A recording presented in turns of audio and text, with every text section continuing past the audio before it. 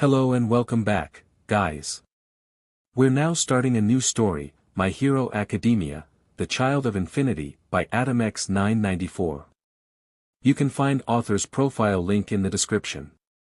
Let's begin Chapter 1, Izuku Gojo Origin. When he was born, there was much concern regarding the boy known as Izuku Yagi. Despite being born to the new parents Toshinori and Inko Yagi, he was far different in appearance from the two, and significantly different from his twin sister, Izumi Yagi. He bore hair white as snow, and eyes that bore a vibrant blue color, almost as if the skies of the earth and the tranquility of heaven had crossed and made something entirely different.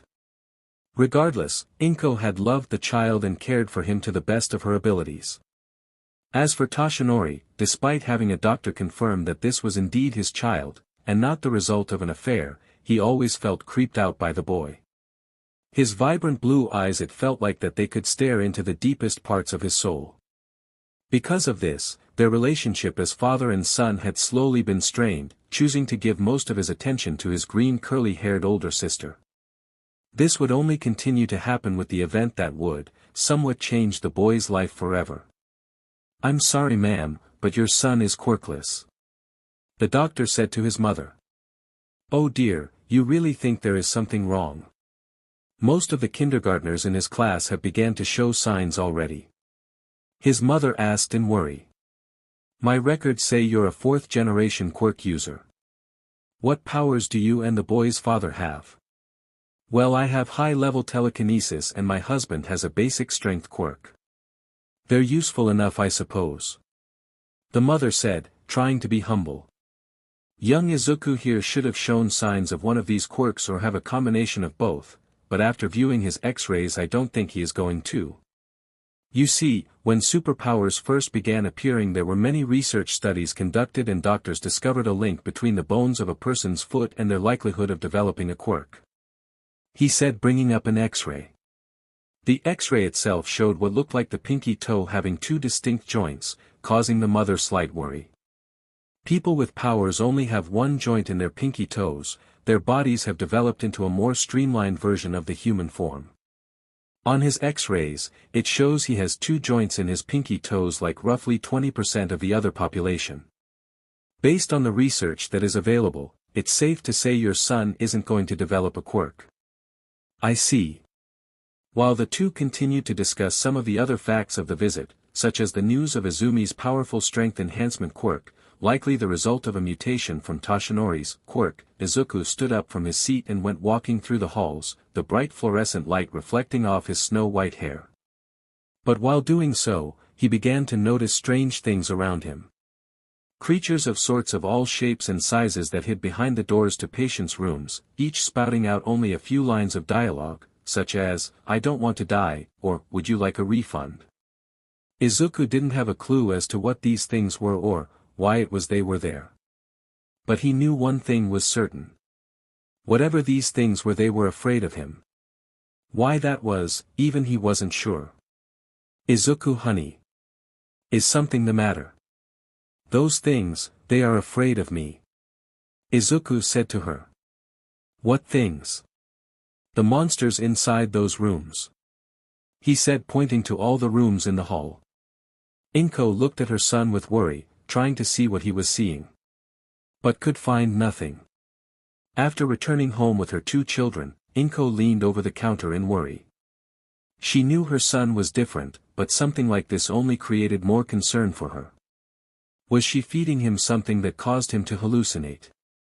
No, otherwise Izumi would be doing the same thing. So what could be the cause? "Hey Inko, is everything alright?" Toshinori asked his wife. Breaking out of her trance, she turned to her husband, and looked down at the ground, causing him much worry. "I'm fine honey, it's just Izuku said something that has me worried." "What did he say?" "Well, after the doctor did an examination on Izumi and Izuku, I saw Izuku looking at the hallway. He said, 'Those things, they are afraid of me.'" "Those things? What did he say they were?" asked Toshinori. "Monsters. Monsters. I fear this may be his coping mechanism after finding out he won't develop a quirk." Toshinori pondered on this.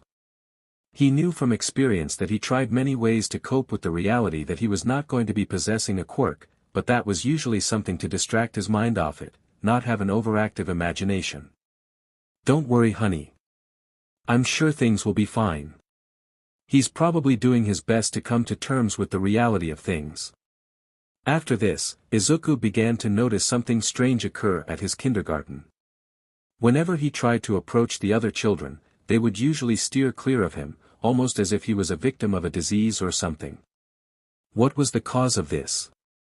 His sister, who had been assisted by a certain blonde boy they were friends with since they were 2, had told their classmates of Izuku's quirkless status, which resulted in various different reactions. Some opted to make fun of him, calling him names like Deku or Freak, while others merely decided to avoid him, thinking that he could cause them to be quirkless on contact. The usual childhood rumors. Though, Izuku didn't seem to care. Wearing a bright red hoodie and black shorts and shoes, the boy relaxed underneath a small tree at the yard of the kindergarten, reading a comic book he had collected from his mother's bookshelf. It had apparently belonged to his grandfather, who he was unable to meet, as the man had died sometime after his birth as a result of a heart attack. The comic itself wasn't really something a child should be reading. A story of devils and people who hunt them, while the main character could turn themselves into a devil. It was something Izuku had surprisingly found enjoyable to read despite his age. However, his reading time would soon be interrupted, when his sister would suddenly approach him, along with the blonde-haired boy, called Katsuki Bakugo. Can I help you?" Izuku asked the pair. "Some kids were saying you wanted to be a hero. Was that true?" Izuku took her words and began to think about it. For a long time, he had been exposed to hero society and the glamour that it brought, likely as a result of things such as TV and other things like that. Naturally, he answered as such. "Yeah, I want to be a hero. I want to be like those cool-looking heroes on TV." "Why do you ask?" Looking up at his sister, he saw only an upset expression. Her eyes filled with nothing but anger, as she began to glow. Getting up from the ground, Izuku began to approach her. "Izumi. What's wrong?" he asked her. This was met with her showing him to the ground, causing him to look at her in confusion. "Yo, you stupid head. You think someone like you could be a hero?" she yelled. "Well, you can't. Because you don't have a quirk. Someone like you can't possibly be a hero. You're weak. You're pathetic. Someone like you would only be useless if you were a hero. So don't." "Yeah, Deku. Just admit it. You'd only get in the way." Katsuki followed up. "So quit while you're ahead. Otherwise we'll have to teach you a lesson." The two began to walk away from him, leaving him confused by the sudden interaction. Of course the two had arguments in the past, but nothing as severe as this. But Izuku, despite trying his best attempts to amend the relationship between him and his sister, it would always fall flat, with his sister either insulting him, or her and Katsuki attacking him, much to his surprise. Eventually, after many attempts of trying to amend their relationship, he saw no reason to continue, and chose to keep to himself, avoiding as much contact with her as possible. After many years, we eventually see our white curly-haired protagonist at Aldera Junior High School, where he had some significant changes to his appearance over the years. For some reason, he always felt irritation in his eyes. While doctors tried their best to understand the circumstances, they found no issue in his eyesight. No diseases, no cataracts, nothing. In fact, they found that his eyesight was more than fine, but better. But the near-perfect eyesight had caused him to feel pain in his head, causing him some discomfort over the years. To remedy this, the school had allowed him to wear nearly pitch-black sunglasses, causing his classmates to believe he had merely gone blind despite the information telling the opposite. "All right, class, settle down." The teacher spoke out loud. "Right now, because you're all third years, you need to think carefully about what you guys want to do with your futures." However, instead of keeping up the facade, the teacher began to smile with a big grin on his face, as he tossed the papers in the air. Who am I kidding? I know you all want to become heroes. Izuku had found it quite annoying that his peers were acting like children because of the fact they wanted to become heroes. Then again, it's not like he was an adult, so he couldn't really talk badly about them. Some had decent quirks to become proper pro-heroes, while others were less than qualified for the role, eyeing a certain student with the ability to stretch out his eyeball. But he kept these comments to himself, as he continued to read a comic book about a guy who could turn into a monster called a kaiju. Hey Teach, don't lump us with this bunch of losers. A now 14-year-old Katsuki yelled out. Unlike them, Izumi and I are the real deal, but these guys will be lucky to end up as sidekicks to some busted D-lister. In response to this, the other students of his class began to holler out various different complaints at the boy, but he did not care. He knew he had the power to back it up, his explosion quirk made him pretty famous in terms of potential and power. Let's go, I'll take you all on. Well, you two do have some impressive test results. Maybe you both will get into you, hi. Gossip amongst the class began to fester, as each of them were gasping at the fact both were attempting to get into UA high school, despite the 2% acceptance rate. He loved the attention, and made it his mission to show off to his weak classmates. Of course, and that's exactly why it's the only place worthy of us. We aced all of the mock tests. We're the only ones at this school who stands a chance of getting in. We'll end up more popular than All Might himself. And be the richest heroes of all time. Katsuki began to laugh, his ego having been inflated as a result of the gossip. But, things quickly returned to normal, when the teacher picked up the papers off the floor and gave them out to the students. After school, Izuku had returned home like normal, quickly heading to his room and reading his comic in peace. He had since childhood gathered a large collection of stories that he had found quite interesting, including some comics from the West, with superheroes far from what had been seen in real life. Welp, guess I have to wait until the next volume comes out. He said to himself. While going through his bookshelf full of textbooks for school and comics, he heard the sounds of his father's voice, muffled by the separation of the rooms.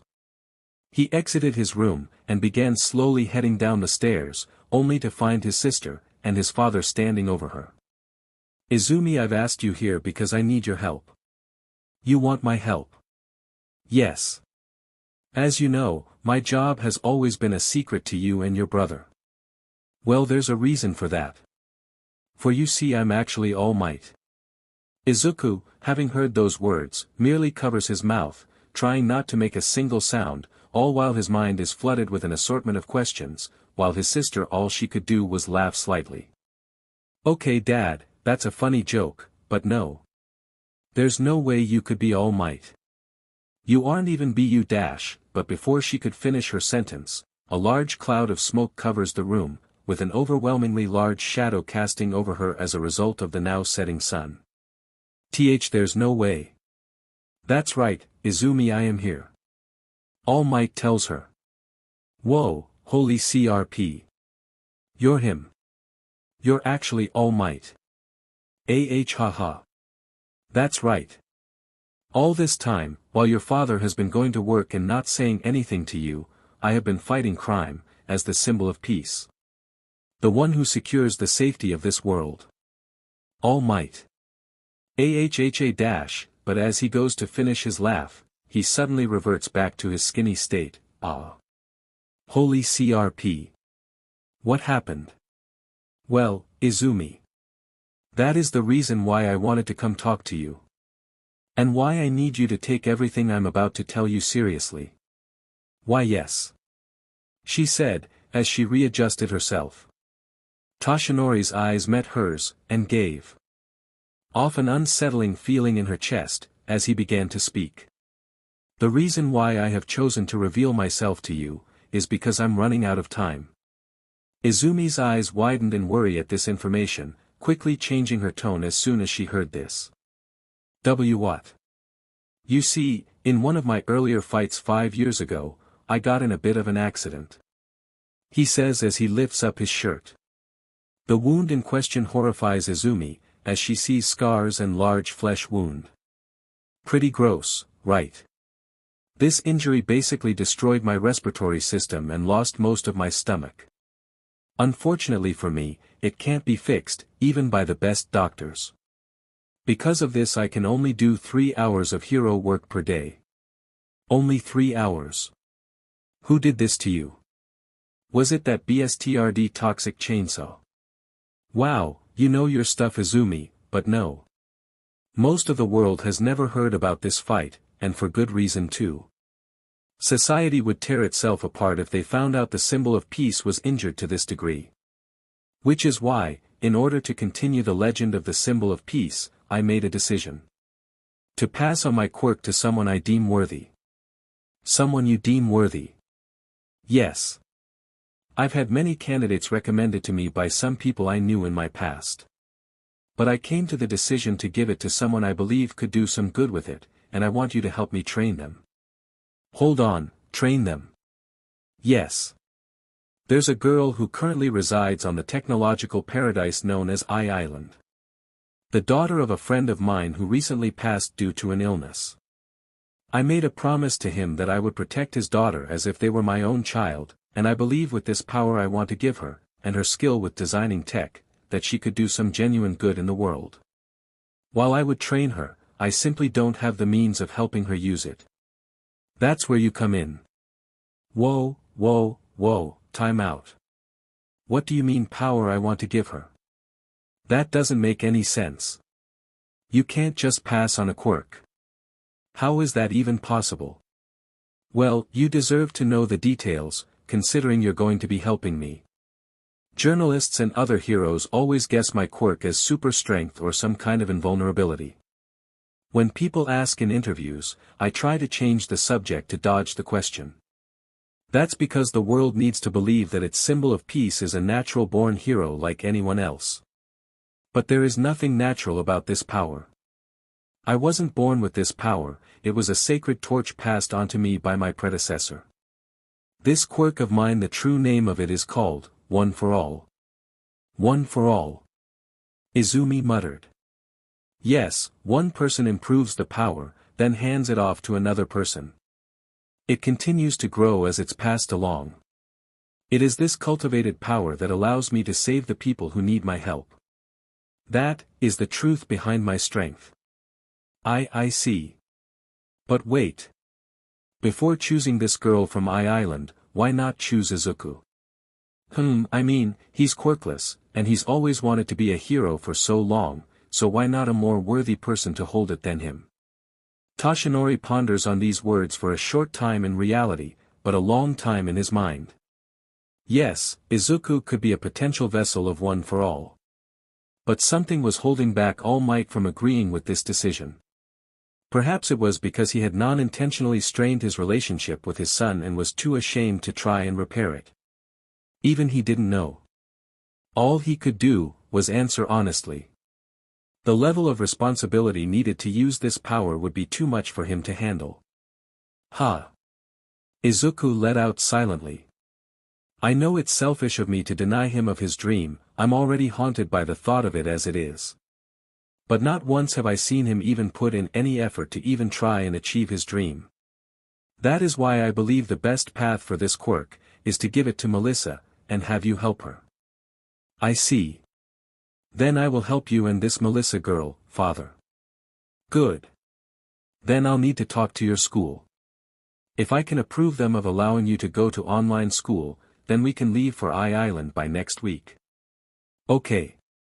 Izuku, seeing no reason to continue to eavesdrop, walks over to his room, carefully shutting the door behind him, and he plopped himself on his desk chair, staring aimlessly down it.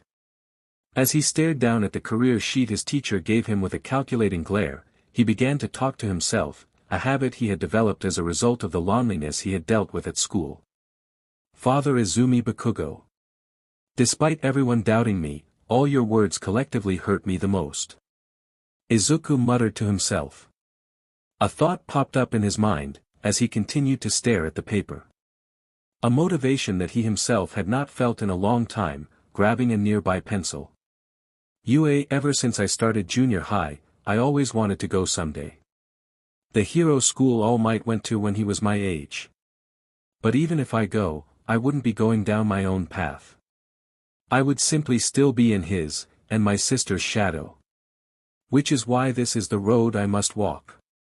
He began to write down on the career sheet, etching into the paper only one answer. To be a hero. And what he answered underneath the question, how to reach said goal. He etched in one singular word. Shiketsu. Pilot Chapter End. Chapter 2, Training for Shiketsu. Shortly after the event that had set Izuku on this new path, we find ourselves at the airport a week later, where we see Inko saying her goodbyes to her husband and daughter, who had managed to convince the school to allow Izumi to study online. Are you sure you don't want to take Izuku with you? Inko asked her husband. Surely he would be. Unfortunately, I cannot. Toshinori told her. This is something only Izumi can help me with. Besides, I have no doubt Izuku will be fine. Well, just make sure you call us occasionally, okay? You got it, honey. The two board the plane and begin to make their flight to Island, while Inko heads back to her car, and drives to work, hoping that things run smoothly for her, unlike many other days in the office. As for Izuku, we see him at school, handing off his career form to his teacher, after the class had been dismissed for the day. Shiketsu, huh? A very good choice, Yagi. I heard they have an excellent general studies program. Though that does beg the question, why go all the way west for Shiketsu? Wouldn't it be easier for you to go into the UA general course? The teacher asked him. Well, sir. I just find that this will be a much more comfortable avenue for me. I see. Well then, best of luck to you. Thank you, sir. After exiting the classroom, he begins to make his way home, seeing several things go by him. From newly debuting heroes showing off their skills to the public, to groups of friends laughing amongst themselves at jokes he did not understand. Though what annoyed him the most during his walk home, was the large number of invisible creatures that kept hissing at him. So annoying. He muttered to himself. Geez. It's bad enough that I'm the only one that can see you creatures. But it's worse when you start hissing at me like feral cats. Eventually, he makes it home, heading to the fridge and grabbing a small apple, before heading to his room. That is, until his mother reaches the top of the stairs, having just returned home from work. Izuku, sweetie. Oh, hey mum. What's up? Well, I know I haven't been home a lot these past few days. Booty wanted to ask if you wanted to go out to barbecue. Barbecue? Why barbecue? And why so suddenly? Well, I figured since your father and sister won't be around for a while, I figured we could just enjoy ourselves a bit. I see. Then I'll go get myself ready. After what felt like a couple of hours, the mother and son get themselves seated at a nearby booth in front of a grill and began cooking various assortments of meat on top of it, from pork to beef, and even enjoying some bowls of udon. Wow, I won't lie mum, this has been the best dinner outing ever. The flavors of all this food. It really is mouth-watering. Well, I'm glad you're enjoying it, Izuku. As Izuku began to dig in on more slabs of beef, Inko grabbed something out the bag she had been carrying besides her purse. The contents inside the bag was a moderately small box, with an envelope taped on top. Mum. What is this? Well, there was another reason for us coming out here. Izuku looked at her with a puzzled expression on his face. Another reason. Yes. It was then that things began to click, when he suddenly was brought into his mother's warming embrace. A hug that had seemingly been waiting to happen. Happy birthday, son. Izuku's eyes widened. From everything at school that had been happening, from assignments to studying for the high school entrance exams, he had completely forgotten that today was his birthday. Wow, I'm sorry. I completely forgot about it. It's all right, son. I tend to forget my birthday as well. Handing her son the small box, she began to place the last slabs of pork on her plate, before looking back at her son. Before your grandfather died, he wanted to give this to you when you were all grown up. My grandfather. Your dad. Yes. He always had heart problems, and knew he wouldn't be able to see you become a fine young man, so he entrusted this to me, and told me to give it to you on your 15th birthday. What's inside even I'm not sure. It's been kept like this for years. And now that you're 15, I believe it is time to give this to you. I see. You don't have to open it up now. I'm sure you'd want to find out what's inside in a more private setting. That would be great. After finishing up the last bits of their meal and heading home by car, Izuku entered the home, placing his shoes by the door, before turning to his mother. Hey, Mom. Yes, sweetie. Inko answered. She was soon met with a tight hug, with Izuku, now bearing a more happy expression, smiling at her. Thank you for everything. You're the best mother someone like me could have. She smiled at this comment, giving Izuku a kiss on the cheek before making her way to her room, tired after a long day of work and the large amounts of food she had just eaten. Izuku carried the box over to his room, placing it carefully at his desk as he looked at it with curiosity. Something about this all felt too strange. Exactly what kind of gift did his grandfather give him that he believed would be good for him, despite having been dead for nearly 14 years? Only he could figure that out, as he ripped off the letter from its top, and began to read the contents inside. To my dearest grandson. The letter began. If you're reading this, that means you have reached the age of 15, and are now ready to inherit this gift. Man, this guy's handwriting is hard to read. Izuku thought to himself. When I first laid eyes on you, something in my head clicked, as I realized you bore the appearance of our powerful ancestor. Okay, what's this guy even going on about? Izuku thought to himself. As he continued to read the contents of the letter, key words began to be made noticeable to the boy. Words like curses and technique had stuck into Izuku's mind, as he tried to make sense of what his grandfather had written. I have no doubt any of this sounds strange to you, believe me, I was confused as well. But should my assumption of you be correct, I have no doubt the gifts inside this box will help elevate you to a level beyond superhuman. The letter continued. As the last son of the Gojo clan, I hope these gifts help you grow strong. Sincerely, Hisashi Midoriya. Upon finishing the letter, Izuku looked down at it with more confusion than before. Gojo Clan. The hell is that? He thought to himself. Something about the meaning behind elevate you to a level beyond superhuman festered in Izuku's mind. Did his grandfather having some sort of drag that could make him stronger? Impossible, what kind of drag would exist that could help a quirkless boy like Izuku grow strong? Nevertheless, he opened the box to see a rather odd assortment of items.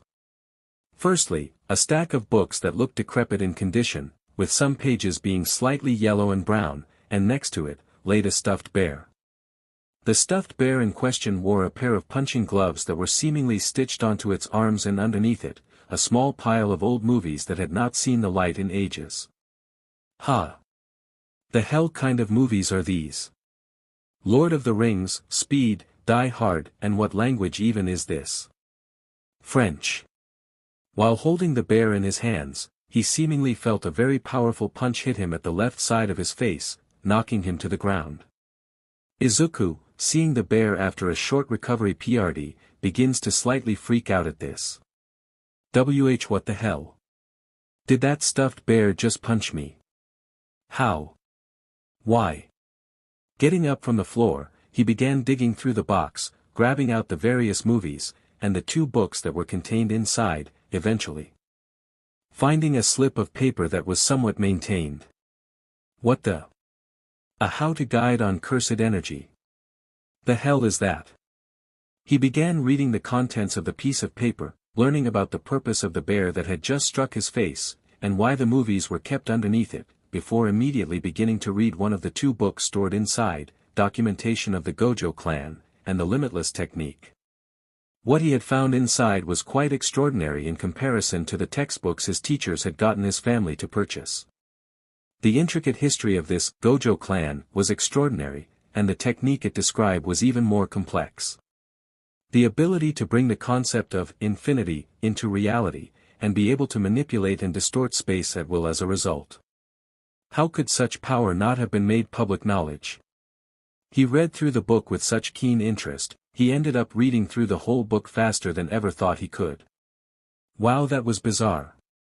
Grandpa thinks I can do something like that, all because I have white hair and blue eyes. There are tons of people with those features, so why me in particular?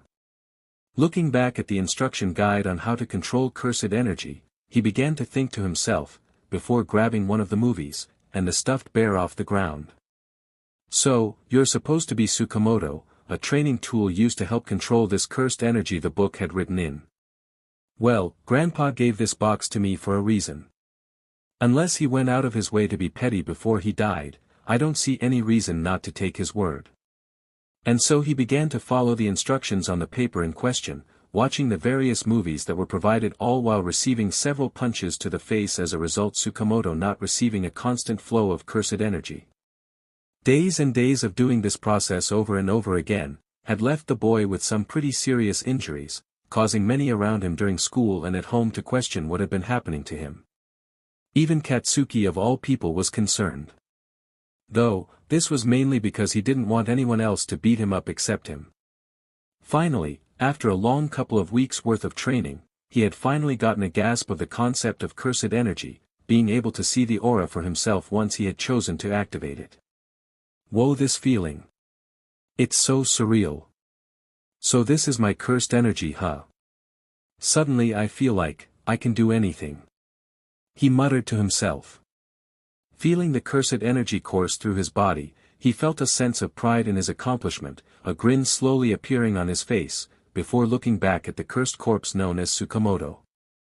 I doubt using this method will help increase my control of cursed energy, but I thank you for your help, despite all those punches you hit me with.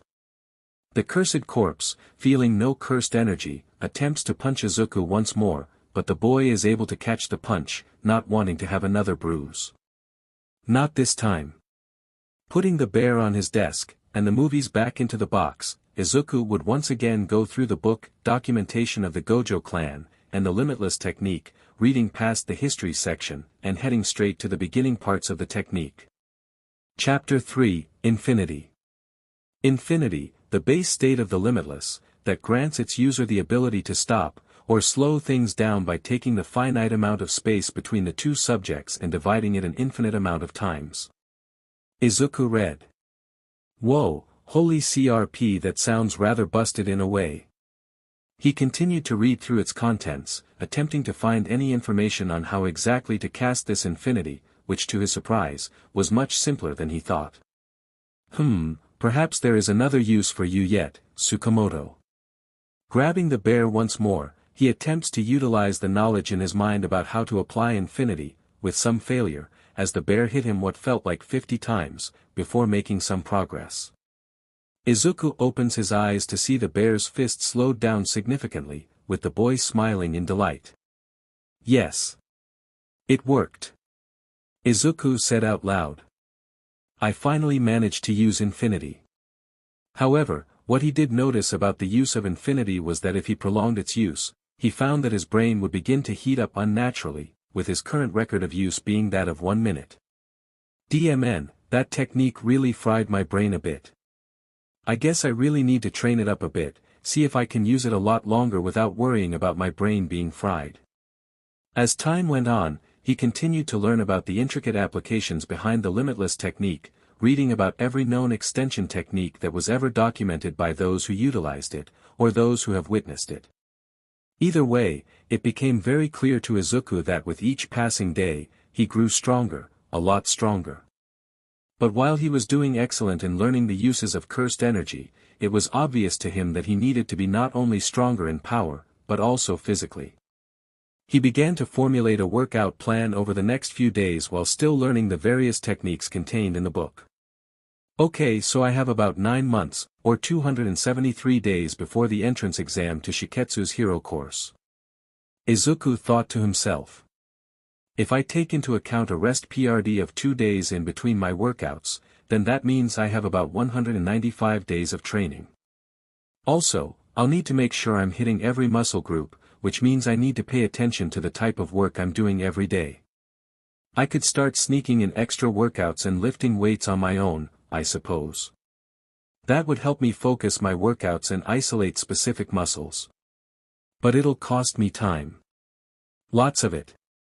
I'll have to cut back on the hours of sleep, but this could help me a little bit more. Excuse me, Yagi. The teacher called out. Oh, yes sir. You okay? You were rambling about something just now. Oh, it's nothing sir, really. I guess I just spaced out and started yapping for no reason. I see. Well, make sure you pay attention. Izuku, feeling slightly embarrassed, leans his head into his textbook, hoping to avoid the looks of his peers. Geez, I forgot I was in class. I'll also have to take into account school as well. What a pain. While the students around him began to chuckle at him, calling him things like idiot or delusional, Katsuki merely stared at him, not even amused, just annoyed. Eventually, the school day ended, and we see Izuku walking home from school, all while looking at some photos on his phone, having taken pictures of the book about the Gojo clan and the Limitless technique. Okay, Chapter 4, Cursed Technique Lapse, Blue. An extension technique that is achieved when a user of the Limitless technique greatly amplifies the amount of poured into the technique, bringing the concepts of negative numbers and negative distance into reality. This technique forces real space to compensate and fill in the area by drawing everything toward the impossibility, creating a strong force of attraction, similar to a powerful magnet. He read out. Geez, just how busted is this stuff? Deku. Someone called out. But Izuku refused to answer. DKU. They called out once more. But Izuku still refused to answer. Yagi. Izuku eventually turned his head to meet the gaze of Katsuki, who had an annoyed expression on his face. Oh, hey Bakugo. What's going on? Izuku answered. Izuku didn't know why Katsuki was starting conversation with him after all this time, but regardless, he didn't try to end it. What the hell are you doing? Forgive me, but I'm not sure what you mean. Izuku answered. Everything that's been going on with you lately. All those bruises, that CRP you were muttering in class, just what exactly is going on in that head of yours, Deku? Izuku didn't really appreciate him using the name Deku, but regardless, he merely answered his question with a lie. Oh, that. I recently started training at a boxing gym, and the guy I was fighting gave me a couple of clean hits to my face. As for what I was muttering about, I was just thinking of the most effective way to train. Katsuki, not really keen on asking about the matter anymore, chose to walk away from the boy.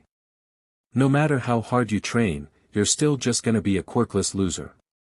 As Katsuki left, appearing out of sight, Izuku let out a loud sigh, thankful that Katsuki wasn't really too aware that he had just been lied to. Alright. I have 9 months to train. Better hope that this training pays off. And so, the next 9 months had gone just as fast as they came. Izuku, using the makeshift training method he came up with, having taken inspiration from various pieces of media, had successfully conditioned his body to be in good condition for the upcoming exam. While he wasn't really too familiar with the Shiketsu exam parameters, if it was anything similar to UA's, he wouldn't have a problem. As for his training with his curse technique, he had learned how to utilize the technique lapse, blue in a manner of a few weeks. While it did take a while to use the technique, he was quickly able to understand the technique on an atomic level, mostly due to his eyes, which he had learned was a special ability commonly referred to as the 6 eyes. Right now, he was having dinner with his mother, like most of the nights during these past 10 months. Izuku, for what it's worth, had enjoyed these 10 months, learning about the history of a family clan he never knew existed or never knew he was a part of, learning their technique, and growing strong, possibly even stronger than most of the top 100 heroes. But reality suddenly hit him, when he realized what was happening tomorrow, the return of his father and sister. Izuku. Is something wrong? His mother asked him. And no, it's fine. I just realized father and Izumi were coming home. He continued to eat the food on his plate, while Inko looked at him with worry. I know your relationship with them isn't the best. But, I want you to know that, I'm proud of you, son. No matter what path you choose in life, just remember that I will always be proud of you. Izuku felt happy upon hearing this. Even though he never told his mother about what school he was planning on going to, it made him happy that when he did show the world he became a hero, that his mother would be proud of him for it. Though, seeing his mother let out tears of joy, it made him sad that he had to leave her. Thanks, Mum. Thank you for everything. I'll make you proud. Chapter end. Chapter 3, My reason alone. The light of the sun had begun burning brightly, signifying the start of the new day. Inko and Izuku Yagi, at around 7 in the morning, had gotten changed into their clothes and were waiting at a bustling airport, looking for any sign of Toshinori and Izumi. People of various walks of life either boarded the planes to their international destination, or were returning to see loved ones who missed them deeply. Eventually, due to Toshinori's stature of 7 feet and 3 inches, the pair were quickly able to find them amongst the crowd. Inko. He yells out while waving. Toshi. Inko yells back. The two come into view, as Inko slowly approaches them, giving each of them a hug. I'm glad you two are back, safely. She tells the two. So are we, honey. Toshinori tells her. While the two gave their embrace to Inko, Izuku merely looked away, not really too excited by their return. If he were to be honest, he felt a sense of freedom since those two were gone for so long. But regardless, he had to put up with it. Uncle Toshi. A female voice calls out. Passing through the crowd, we see a blonde-haired girl, wearing a large set of glasses, make her way to them, while accidentally bumping into some people with her now physically toned body. Ah, Melissa. I was wondering where you ran off to. Yeah, I just had to figure out where the bathroom was. I won't lie, I kind of got confused, what with the whole culture shock and that. Izuku and Inko, seeing the American girl in front of them, react in slight embarrassment. Toshi, who is this nice lady? Oh, right. I forgot to introduce you to her.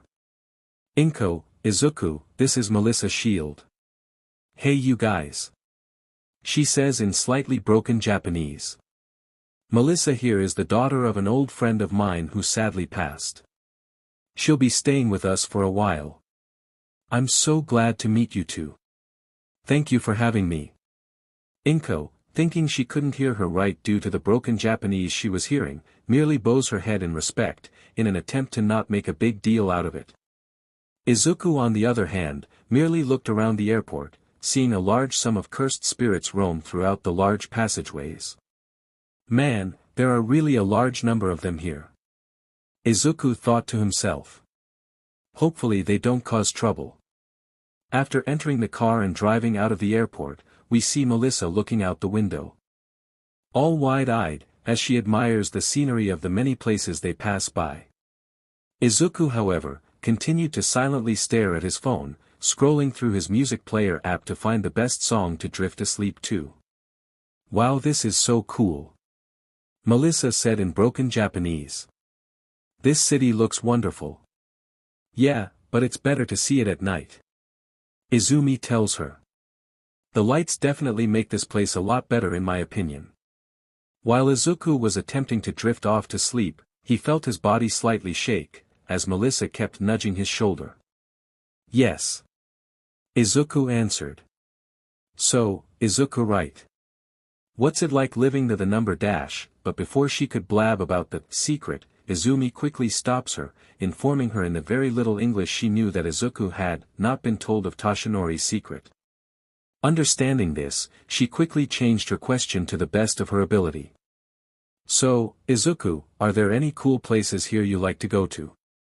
But Izuku, despite Melissa's broken Japanese, knew what she was going to ask him originally, choosing to feign ignorance and merely answer accordingly. Well, I like going to places like the bookstore. They always have a good catalog of comics for me to read. Some are average at best, but there are always those that truly showcase their skill in art and storytelling. I see. My dad was a fan of comic too. Maybe I can show his personal collection one day. Despite his interest being slightly piqued, he chose not to inquire about this, and chose to go back to sleep. Now Izumi. Tomorrow is a big day for the two of you. Particularly for you, Izumi. All the training you have undergone at this point will all be tested in this exam tomorrow. I see. Well, don't worry, Dad, I will make sure to go beyond so I can get in. That's the spirit, Izumi.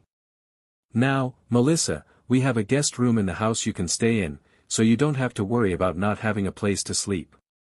Thanks, Uncle Toshi. After a lengthy car ride back home, we see Izuku enter the house and head to his room, closing the door behind him as he continued to pack a small bag of things in preparation for the Shiketsu exam. Okay, toothbrush, check. Toothpaste, check. Change of clothes, check. Some money for food, check.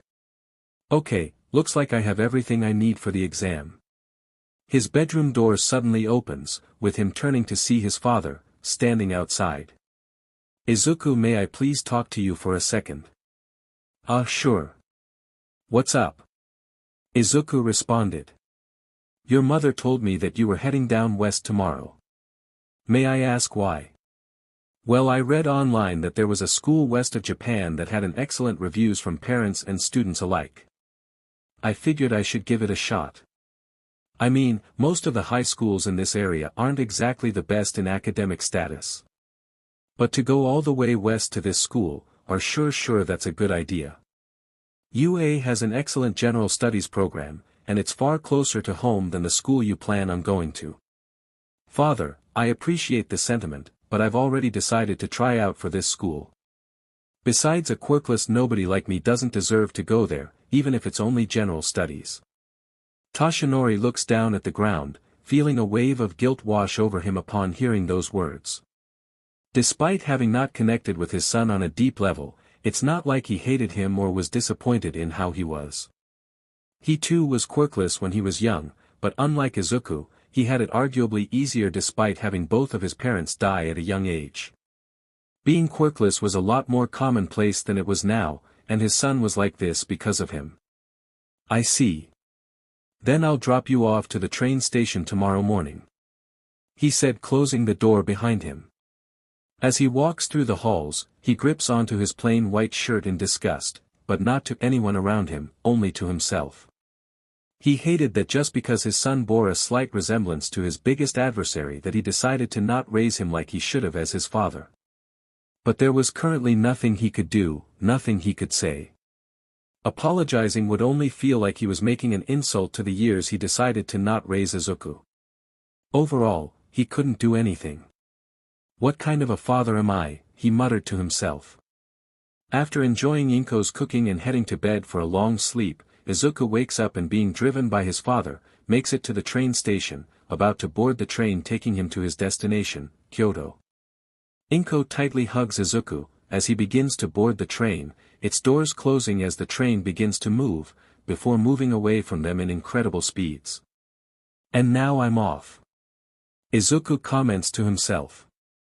The train ride lasted many hours, with Izuku making several stops at different locations on the way. While it was a lengthy ride, it did not take long before Izuku arrived at Kyoto. Though, to say he was shocked at the difference between his hometown and here was an understatement. After walking around the streets of Kyoto, he finds himself a hotel to temporarily stay at, tosses his small bag onto the single-sized mattress, before sitting at the desk and continuing to read his book. Why was he staying at a hotel? Due to the set times of the Hero Course entrance exam, that being 8 in the morning, he had to make necessary preparations to ensure he would get to the exam on time. While he could have just woken up early and took the train then, he felt it better to get the necessary sleep to ensure maximum performance. As he continued to read the book, he tried to find something in Chapter 3, Infinity, that could help him utilize the technique without any strain to his brain, or some method he could use to allow him to use it for longer periods of time. Something as broken as an invisible barrier would be very useful in combat situations. But something caught his eye while he was searching through the pages of the book.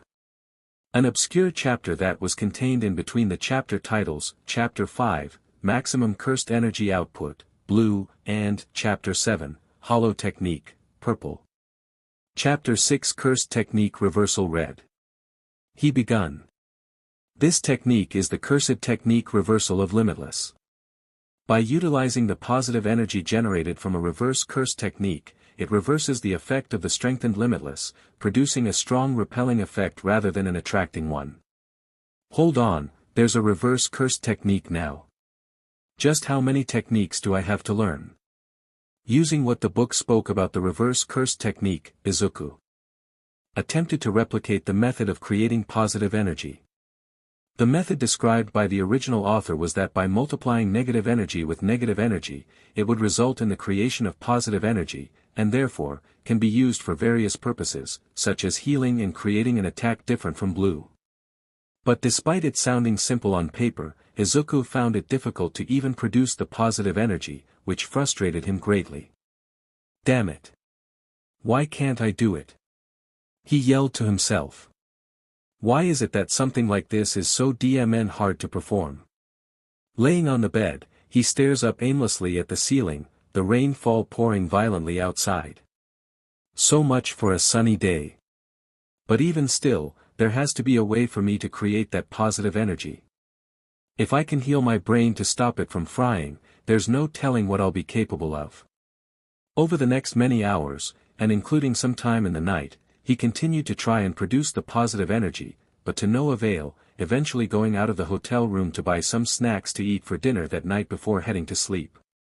Whatever, even if I couldn't figure out that reverse curse technique, I should focus on passing this exam. Otherwise I'll just be nothing but a failure.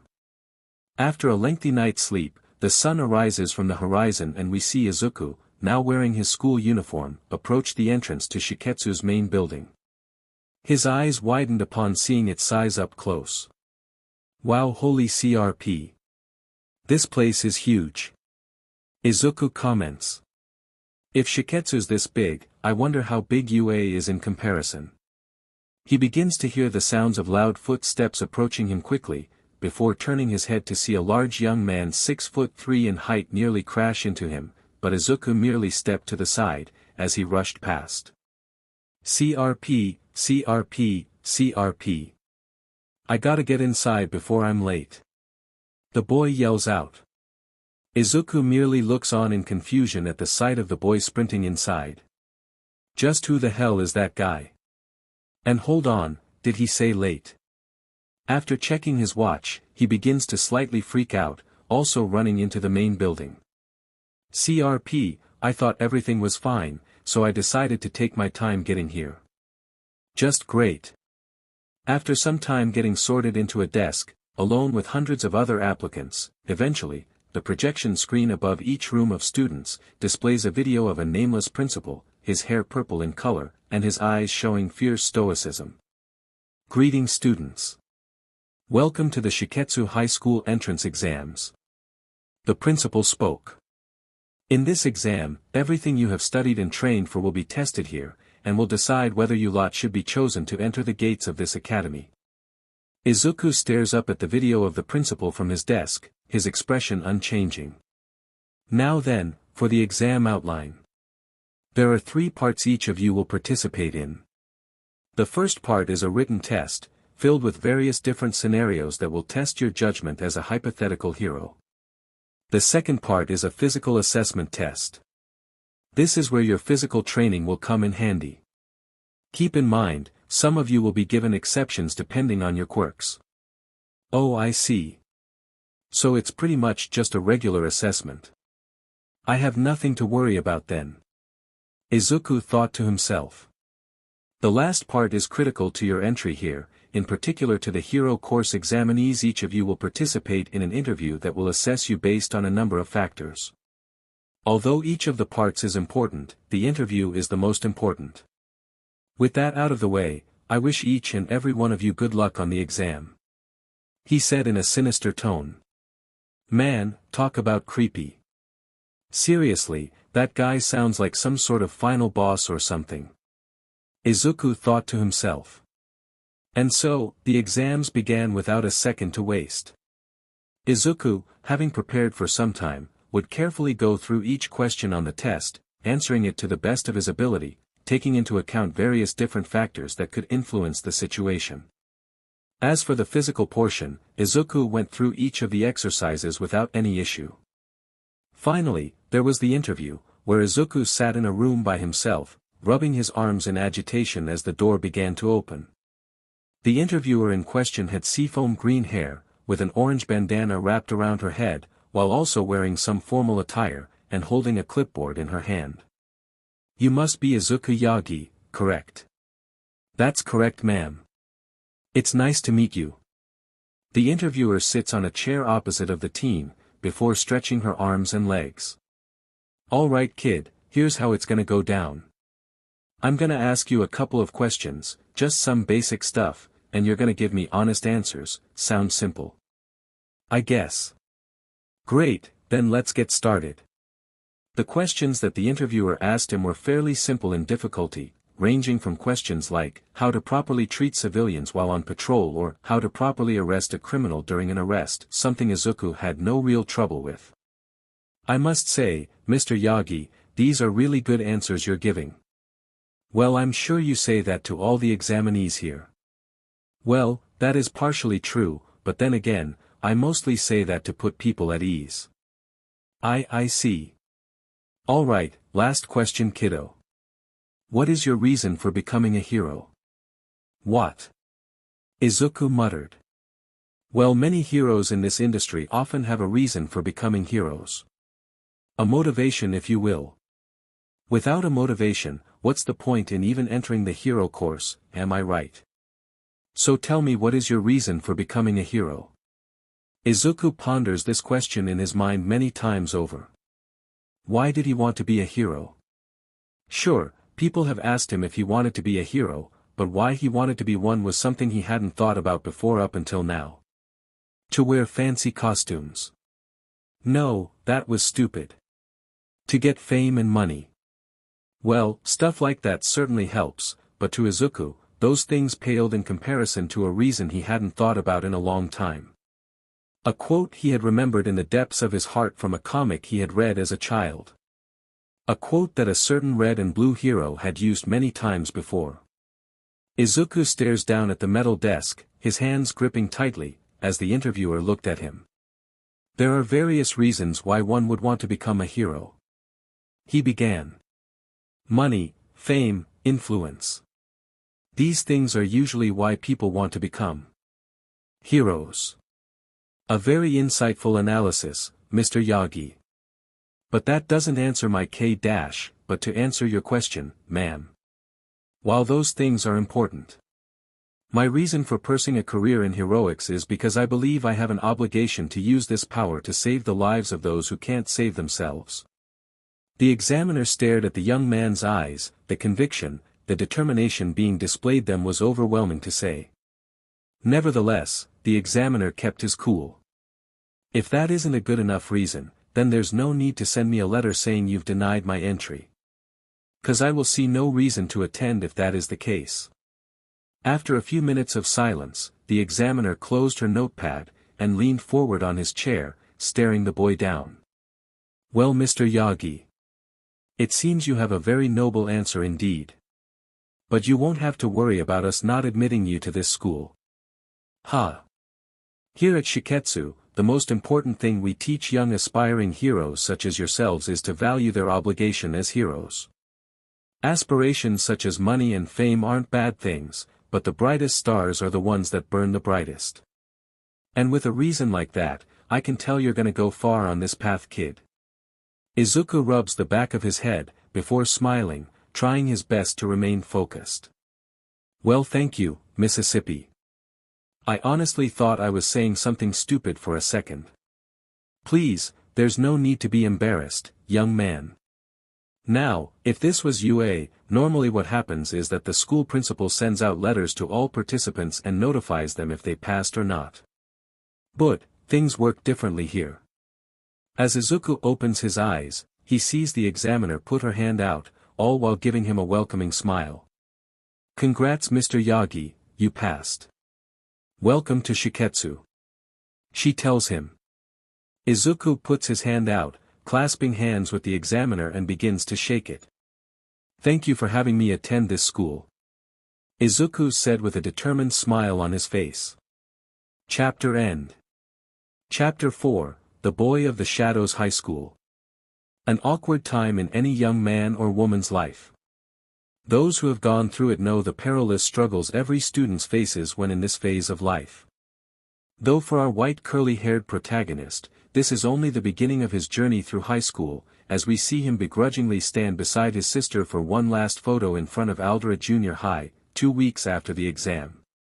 "Now say cheese," Inko says to them.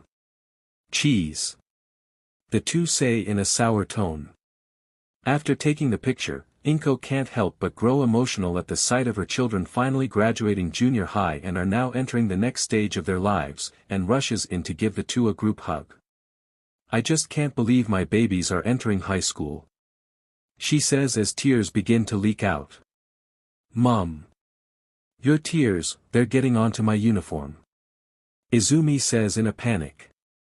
"Oh, sorry about that. But I can't help but cry. To see my two lovely children grow up, it brings a mother to tears."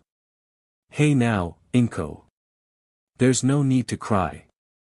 It's just a part of growing up, that's all," Toshinori tells her while trying to comfort her.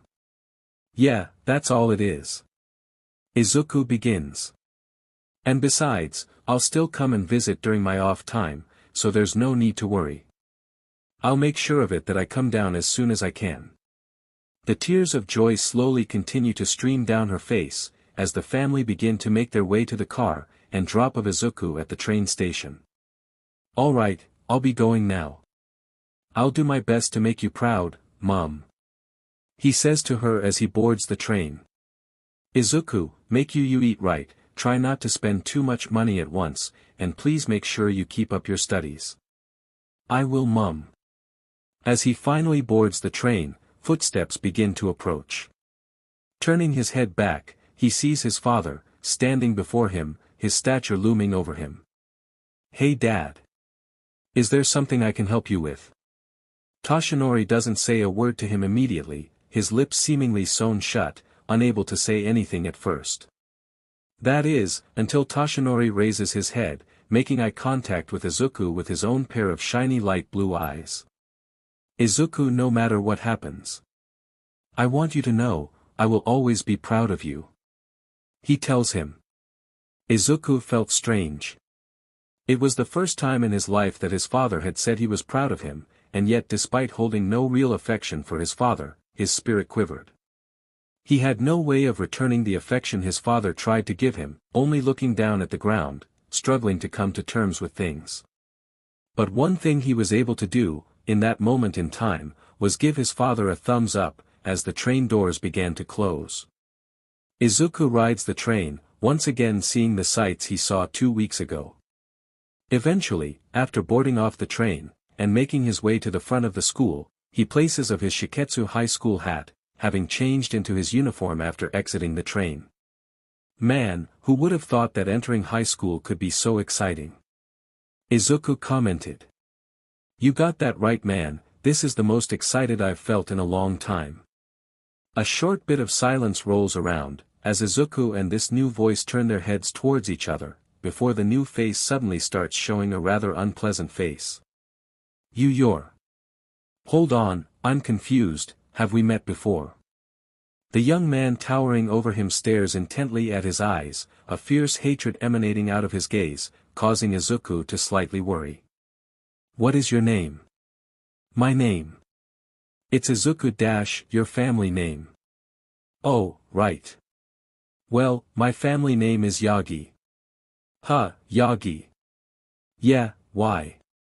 After a few more seconds of staring at Izuku, the young man begins to laugh his butt off loudly, while Izuku looks at him even more confused. "Hey, sorry about that, man, I apologize for my behavior just now, I only treated you like that because for a second I thought you were a Todoroki." "Hold on, a Todoroki?" "Yeah, this guy I met at the UA recommendation exams called Todoroki, and well, let's just say I don't really like the guy, or his old man." "His old man?" "Wait, by old man, are you referring to the number 2 hero Endeavor?" "Yep, that's the one." "Wow, I guess based on your word alone the apple doesn't fall far from the tree." "Yeah, the guy had a pretty hateful expression after we finished the race together. At first I thought he was sour about me beating him, but then I saw the hatred on his face." "Oh, I see," Izuku muttered. "But wait, why did you think I was a Todoroki?" "Oh, well, it's 'cause of those pearly blue eyes and white hair of yours. Endeavor has eyes just as blue as those, and his son had white hair on one side of his head, so I figured you were his brother or something." "I see, well, I can't exactly blame you for that. Well, anyway, since you told me your name, I should go ahead and tell you mine. Name's Yorashi, Inesa Yorashi," the young man says, sticking out his hand. "Well, it's certainly nice to meet you. Say, what course are you in?" "What course?" "I managed to get into the hero course." "No way, same here. That means we're gonna be classmates." "Oh wow, that's pretty cool. Alright, well, let's hurry, Yagi. Class is about to begin." "Alright," Izuku says, as he follows Inesa inside. The two run through the long and clean halls, both attempting to get to class on time as to not incur the wrath of the teacher they would eventually have for the next 3 years. However, they cross the path of two students as they run through the halls, with one of them having a familiar shade of purple hair, while the other is a young woman with yellowish tan hair, who, unlike her companion, wears a black catsuit as her hero costume. "You two, stop running this instant," the purple-haired student yells out. The sudden shout from the purple-haired student causes the two to stand still in place, standing at attention as if they were a part of a boot camp. "Look at you two. Running around the halls like ruffians. Have you no shame whatsoever?" "Oh look, we're sorry, alright. We just didn't want to be late," Inesa tells his senior. "Is that right? Well, if you were proper students, then you would have gotten here 15 minutes before class. You should be ashamed of yourselves for your lack of DSPLN. Oh come on, take it easy on them, Shishikura. It is their first day, so why don't you cut them some slack?" Another male voice calls out. Izuku turns his head to see a man with black, unkempt hair, with 3 other people approaching behind him. "Yo Shindo. Of course you would let them off easy. Even if it is their first day, they won't ever learn if we let them off without punishment. But they haven't even been to their first class. At least wait until they've done so." With a loud TCH, the senior known as Shishikura begins to walk off on his own, while the blonde girl approaches Izuku. "Don't worry about him. His dad just so happens to be the principal of this school, and he wants things to be in order," the girl tells him. "I see," Izuku comments. "By the way, name's Kami. You should like totes come hang out with us after class." "Oh, well, sure. I'll do that once I sort my things out." "Great. Then you better head to class, otherwise Miss Joke will totes give you detention." "Alright. See you around, dude," she yells out, before walking away from the two. "Man, that girl sure is different from that purple-haired BSTRD, huh?" Inesa commented. "Yeah, you said it. That guy must have some sort of stick up his butt if he's acting like that. Also, did that girl say Miss Joke?" "Salmon, salmon." Upon hearing this, Izuku slowly turns his head, to see a young man around his age, covering the lower half of his face with a high collar with a zipper, while raising his hand up, slightly waving at him. "Kelp," the young man says to him. "Ah. It's that Shishikura guy. He's come back for his revenge on us. No Yarashi, this isn't the guy that we saw just now. Though I do admit, the purple hair does strike a resemblance. Anyway, what's your name? But the young man is unable to answer them, as he merely look on at the two in an embarrassed manner. You think he has a limited vocabulary, Yagi? Inesa asks him. Maybe, but there might be a reason for it. The young man brings out a small notebook, where he begins to write inside it, introducing himself as Hitoshi Shinso. Hitoshi Shinso, huh? Well, it's very nice to meet you, Shinso. My name is Izuku Yagi. Yeah, and I'm Inesa Yarashi, but just call me Inesa. Nodding his head, the three boys quickly make their way to their classroom, where they walk into an empty room, with only 4 chairs lined up at the front of the room. Hold on a minute, where's the teacher? Inesa asked his 2 classmates. I thought they would be here by now. Salmon. Shinso comments. Well, that's because she's already here.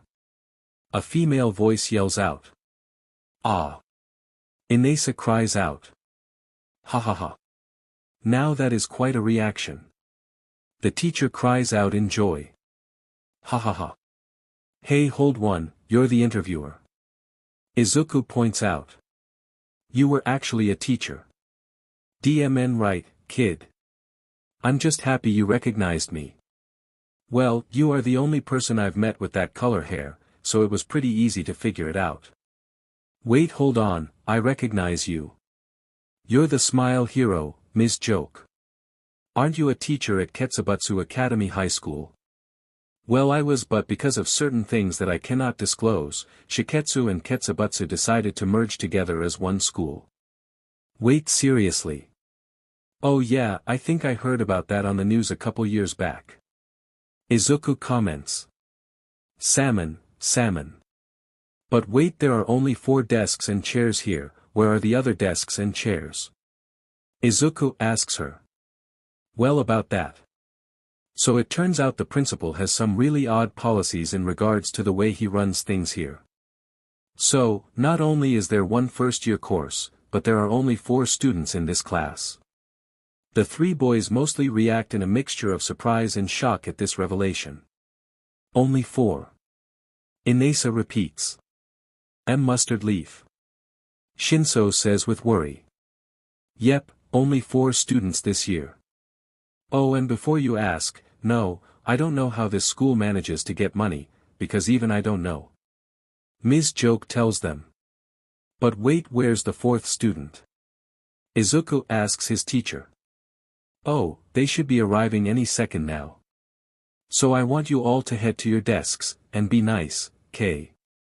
Doing what the teacher asked them, the 3 boys sit at their seats all while hearing the ticking of the clock above. I wonder what this other student is like. Inesa questions. I hope it's a girl.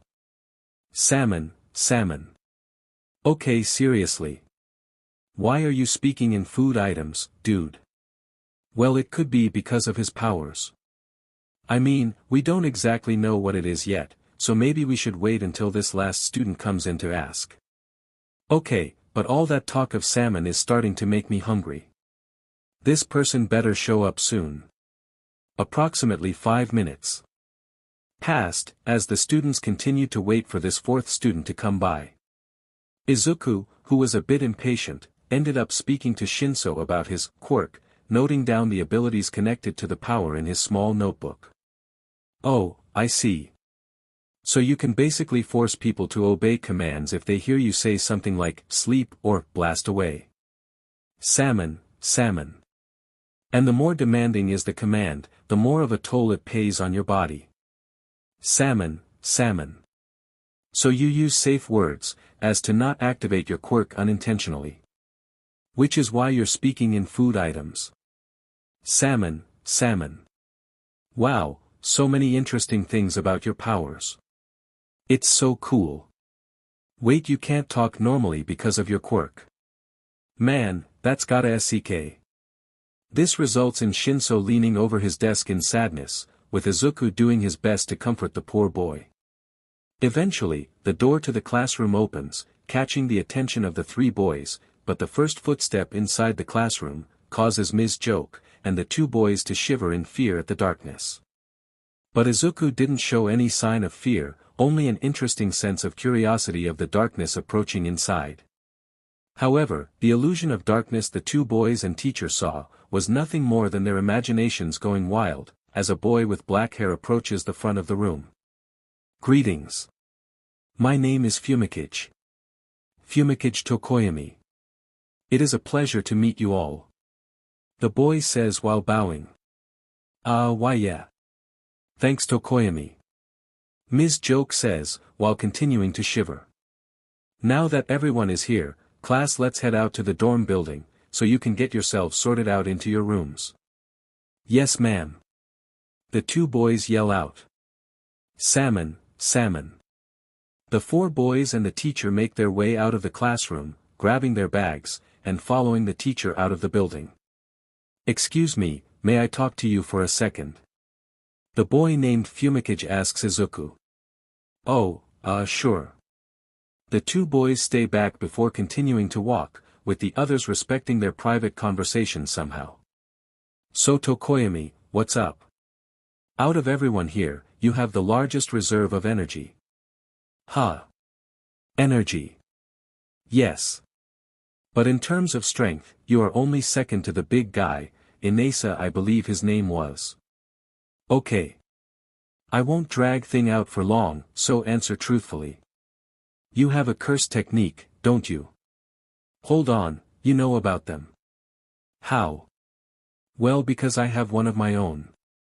And plus, given the large amount of cursed energy you have, it was expected. Though if you said, what are cursed techniques? I would just pretend I was just speaking nonsense. But since you confirmed you have one, I don't have to do so. Wow, this is actually quite surprising. I've never met anyone else who had cursed energy, much less have a cursed technique. Izuku says in embarrassment. It is certainly surprising. Because most people couldn't see my technique, they believed me as nothing more than a quirkless child. But thankfully, my folks taught me early on how to use this technique. Though, I still haven't mastered it, unfortunately. Fumikage explains. Oh, I haven't either, so there's no reason to worry. I see. Then I believe it would be beneficial if we establish friendship with each other. Huh. Considering you're the only one I've encountered so far with a curse technique, I would like to be on good terms so that we may grow stronger together as heroes in training. Oh, okay. That sounds good. Though I'm not exactly sure I can help you. I only learned about this curse technique recently. How recently are we talking? About a year ago. Seriously? Yeah, Izuku said with a sigh. Oh well. That's the reason why we're here. To not only learn the necessary things needed to become heroes, but also improve our skills and our abilities. Yep, that's true. So let's do our best. Eventually, the group of four would enter the large dorm building, admiring the interior of the place. Here students during their off time can relax either in the common room, or their rooms. Today will just be an off day, where you'll set up your room, and even interact with the second and third years. Okay, so put away your things, and head down here as soon as possible. Yes ma'am. Salmon. After putting away their things, Izuku and the four boys begin to head down the stairs, where they are suddenly met with party streamers and a loud welcome to Shiketsu from both the second and third years. Wow, what a welcoming. Inasa comments. Yeah, quite surprising, Izuku comments. Salmon. So, Ms. Joke, what exactly is this for? Well, we just figured that we should provide our newcomers a warm welcome to this prestigious school. And it's kind of mandatory for us to do this every year as a way to form camaraderie. Shishikura mentions in a very sour mood. This causes the third years, and the other two second years to give Shishikura a rather displeased look, all while he looks around in confusion. Anyway, the point is, we want you four to feel welcome at this school, and that you could consider us a pseudo-family if you will. The 4 first years look at each other with a somewhat puzzled look on their faces, before turning back to their elders. Then what are we waiting for? Let's get this welcome party going. Inesa yells out. What ends up happening for the next few hours is rather unimportant to the overall progression of the story. With most of the time being spent with the 3rd years and 2nd years trying to show off their skills to the new 1st years, and just enjoying the large amounts of junk food and sugar provided by said 2nd and 3rd years. For our white-haired protagonist in particular, he had consumed a lot during the makeshift event. Most likely as a result of not having had breakfast that day. This unfortunately resulted in him crashing to sleep, having eaten so much that he fell into a short food coma, unable to wake up immediately. Eventually moments pass, and Izuku opens his eyes once more, his gaze meeting with the ceiling, as he rubbed his eyes softly to wake himself up fully. So tired. I guess I had a bit too much food to eat. Izuku commented. He put on his sunglasses, looking around the room he had set up the night prior, seeing nothing really out of the ordinary. That was, until he looked underneath his quilt. Ha! Izuku yelled out. It turns out, what he was reacting so loudly at, was the sudden, yet unexpected appearance of Kami, who for some reason, had been laying on his bed still wearing her Shiketsu school uniform. What the heck, where am I? Kami asks herself. Oh CRP, I forgot to put on my pajamas before going to bed, now my uniform's all ruined. Yu Tsushimi.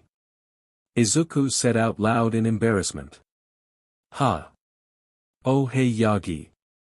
Well this is a bit embarrassing. Izuku's mind begins to spiral into all sorts of thoughts, as he believed the unthinkable happened on his first day at Shiketsu. Chapter End. My Hero Academia, the child of infinity. After the events of the welcoming party, things at Shiketsu begun to go as planned, with Ms. Joke and the other nameless teachers teaching the 4 boys about all sorts of subject matter. Hero laws, situational analysis, and even some practical lessons that had the goal of getting a better grip on their powers. It turned out, Fumikage had a very interesting curse technique, that piqued Izuku's curiosity. He had the ability to summon several creatures as a result of what Fumikage said was called the 10 Shadows technique. This piqued Izuku's interest. This allowed the young man to summon creatures he called Shikigami, with each of them possessing unique abilities to his benefit. But he wasn't the only one who had an interesting power. Despite Inesa being what some would describe as a total dumb butt, he was pretty competent when it came to the use of his powers, especially if it was in team-coordinated activities. His ability allowed him to swap places with someone or something he so desired, if he simply clapped his hands together, though there were limitations to this. It needed to have a certain amount of what Inesa called fluctuating waves. Something he noted he could infuse in inanimate objects and use them as a maneuver to get behind opponents. Despite all these distractions, Izuku was still held up by what had happened, when he found Kami in his bed after the party, even though nothing really ended up happening. Izuku had never really spoken to any girl in his life, much less go on a date with one, so the fact something like this happened really kept unintentionally frying his mind with embarrassment. Hey Yagi, you okay? Your face is going all red and stuff. Inesa asked him. Yeah, I'm fine, just something on my mind, that's all. Izuku told him. Oh good. For a second I thought you were getting sick because of the food. As the boys continued to eat their meals, Inesa began to speak once more. So, that Kami girl is certainly something, ain't she? This causes Izuku to slightly begin to hurl, but he is able to swallow his food again.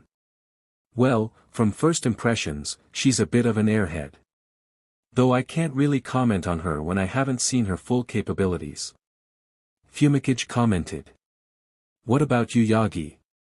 Izuku struggled to answer. His mind was still occupied with the memory of them in his room. Sweat began to drop down his face, though only slightly, as he was quickly able to wipe it off with his hand. Well I can't really say. Much like Tokoyami, I can't comment about her when I haven't seen her in action. Other than that, she seems nice. I can agree with that. But on to something more important. Something only us guys can talk about. The three peaked their ears in curiosity, as they moved their heads closer to Inesa. What kind of girls are you into? This question causes Fumikage to merely shift his head back to the rest of his body, annoyed at the question. What nonsense! Fumikage comments. To have a discussion about something so trivial is not worthy of my time. Ha! What do you mean nonsense? Inesa says in confusion.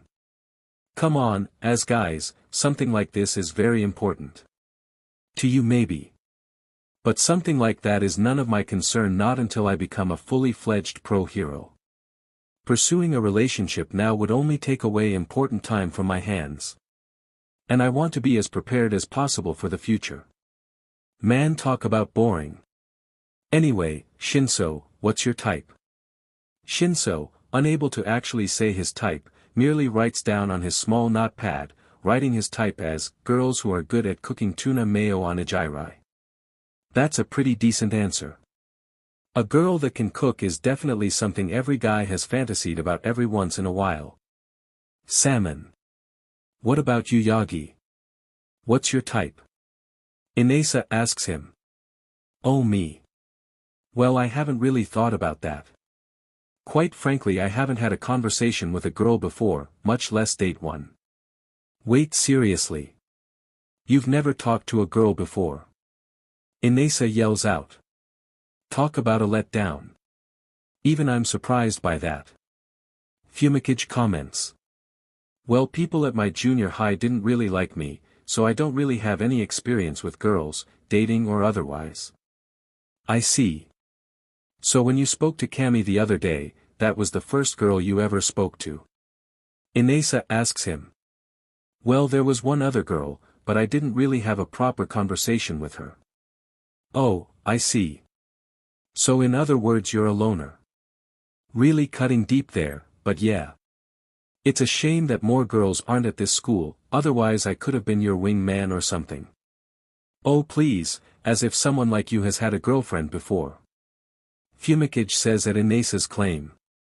What, you're doubting me? As a matter of fact, I am. Guys, let's not argue. Izuku pleads to the two.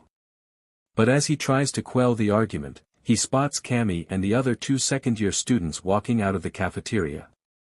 Seeing this, he begins to make his way towards her. "Sie, Miss Utsushimi." Izuku called out. The blonde looked back after hearing this. Oh hey Yagi. What can I do for you? I wanted to speak you, in private if that's okay. Oh, okay. Shishikura, Mora. You two head up without me. My junior and I are gonna have a chat. She tells the two. Okay Cammy. The hairy student named Mora responded. Don't be late. Otherwise I will hold you in contempt. Shishikura tells her. This isn't a courtroom, you know.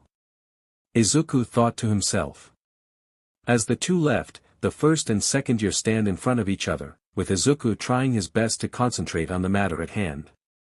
Miss Utsushimi, thank you for staying to speak with me. Oh that's like, no problem little hunk. Cammy commented. Hold on, hunk. Ah, forget that. Listen, about what happened before in my room, I apologize if something happened between us. Apologize. What for? You know, you being in my bed after the welcome party. Oh that. Yeah, that's like, totes not a problem. Nothing really happened between us.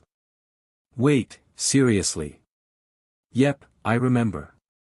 Exactly what happened, up until I fell asleep. See, Shishikura been getting me and Mora to do some really intense training to prepare for the provisional license exam. I guess my body just needed to relax for a change and I accidentally fell asleep in your bed. That just sounds like a situation straight out of a eki manga. Izuku thinks to himself.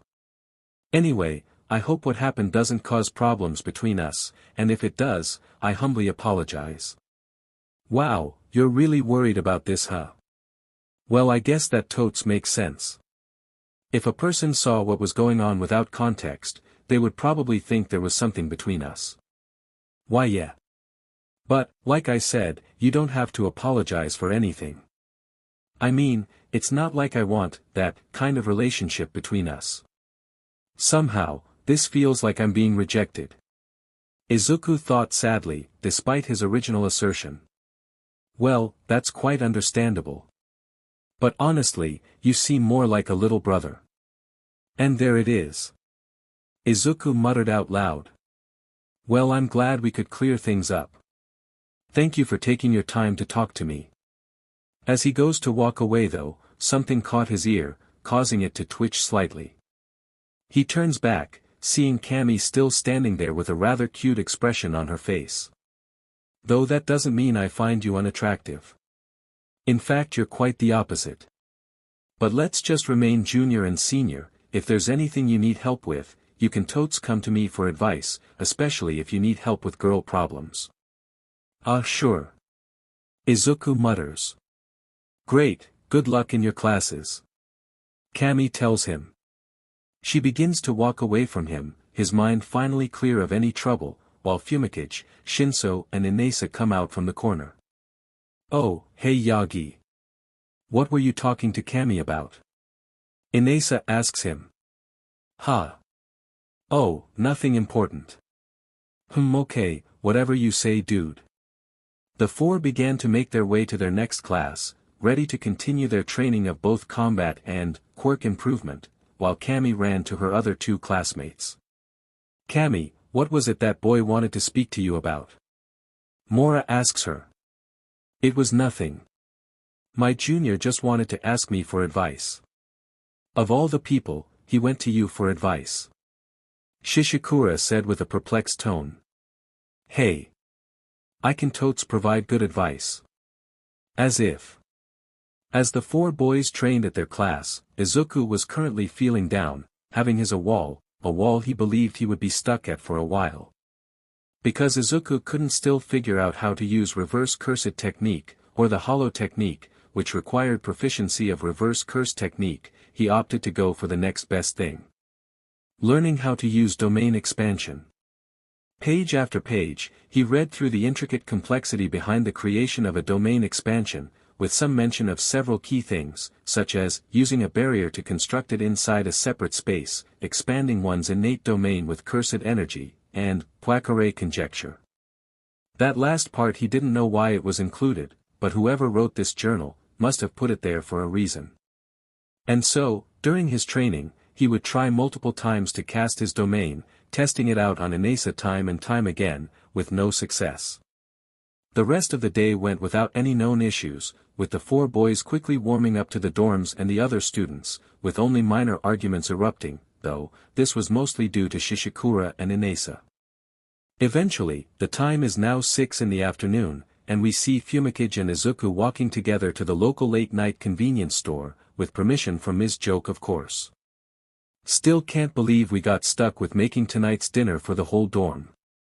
Well, it is a set schedule. You're just lucky you got me to tag along with instead on Shishikura. Fumikage comments. Yeah, that's true.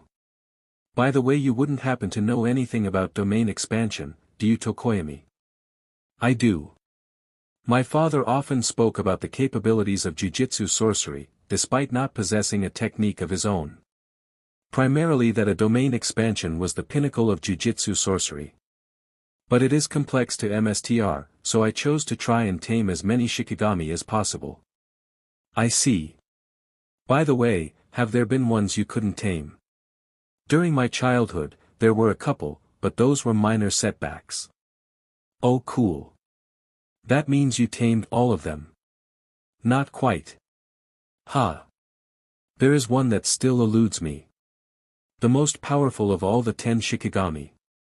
But that is a concern only I need to deal with, so there's no need for you to worry. Fumikage comments. I see. By the way, have you ever exorcised a cursed spirit before? Ha. Exorcised? I thought not.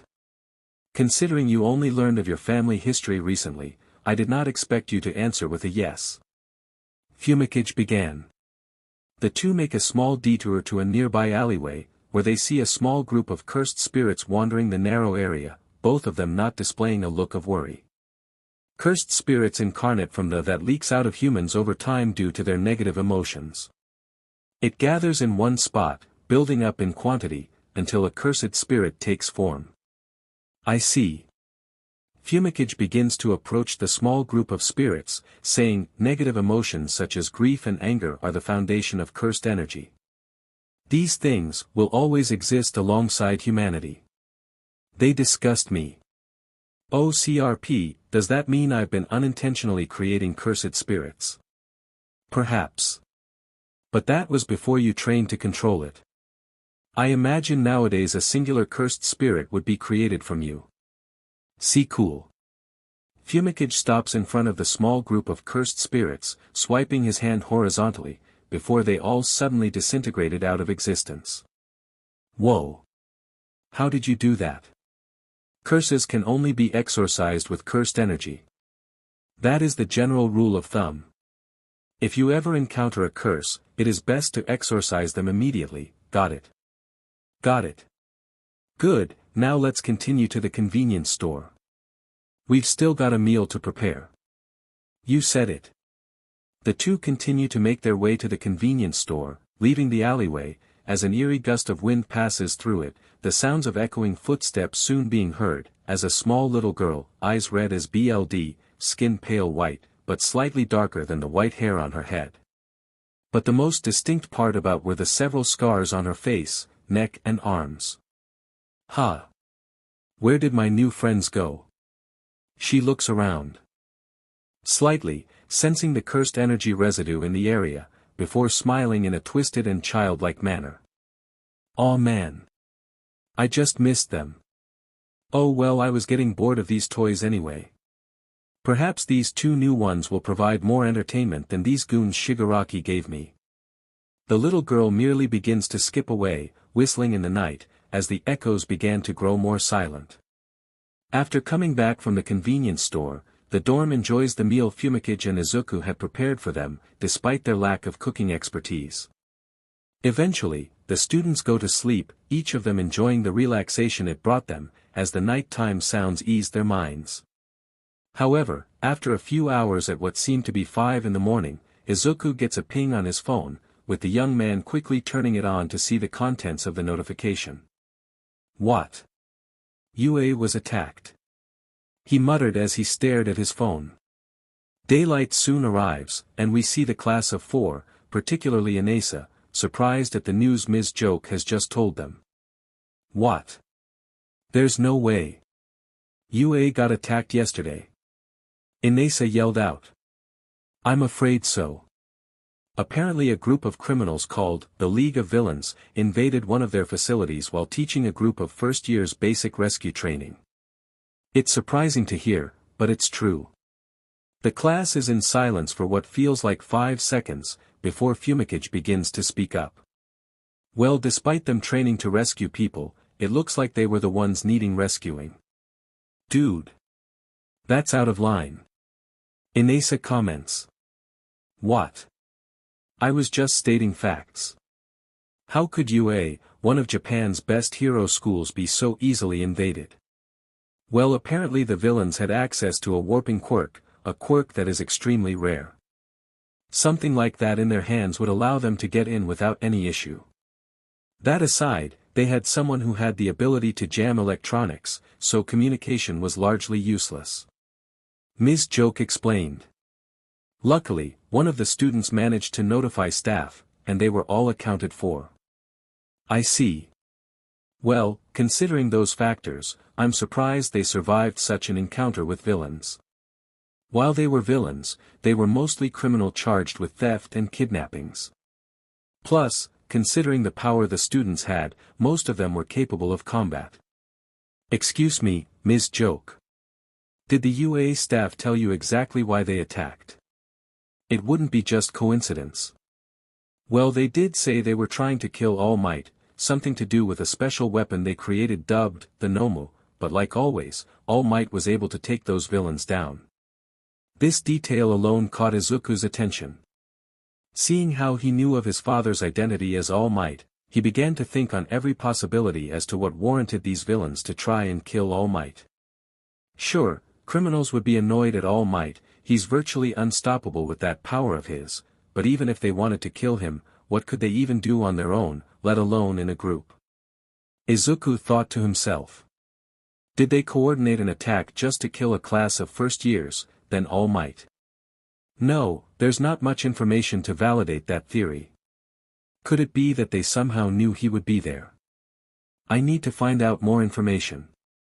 Anyway, this brings me to something that was decided by our esteemed principal. The class of 4 stayed silent, wondering what exactly their teacher is talking about. Shiketsu has decided that for our sports festival, instead of doing it the old-fashioned way of only allowing friends and family to see, that we would be making a trip south to participate in an inter-school sports festival. The 4 students, however, instead of reacting with excitement, merely look on in confusion. Why are none of you getting excited? No offense, Ms. Joke. But why exactly are we doing this? More importantly, why is UA still holding their sports festival? Fumikage asks her. Surely they would want to avoid holding any public events just after they got attacked by a group of villains. Yeah, I won't lie, teach, even I have some worries about this. And I would usually be pumped for something like this. Inesa answers. Well, apparently UA's principal and their school administration thinks this is a good way to show that the threat has been handled. Plus, the 2 principals have been talking for months, and believe this is the best way for our 2 schools to deepen our connection together. Ms. Joke tells them. Plus they're beefing up security compared to past years, so it should be fine. This event is a huge opportunity for you guys. None of our students had an opportunity like this in previous years. Whoever this principal is, they aren't really smart to be doing this. If they're trying to show off UA's pride as a school, this could result in some backlash from anyone opposed to them. Izuku thought to himself. But this is the perfect chance to finally show off the power at my disposal to those 2. Izuku's initial hesitance soon turned into that of deep-seated pride. Sure, he only learned to use this power nearly only a year ago, but he was already at the strength far beyond anything he could imagine. He loved this feeling, and began to clench his fist. Yeah, now's my chance. I can finally show them that I'm not the weak, helpless boy they saw all their lives. Izuku thought to himself. I will show them my strength, and I will win. Izuku's eyes changed into a gaze of determination, staring out at the window, as the sun shined brightly next to him. Chapter end.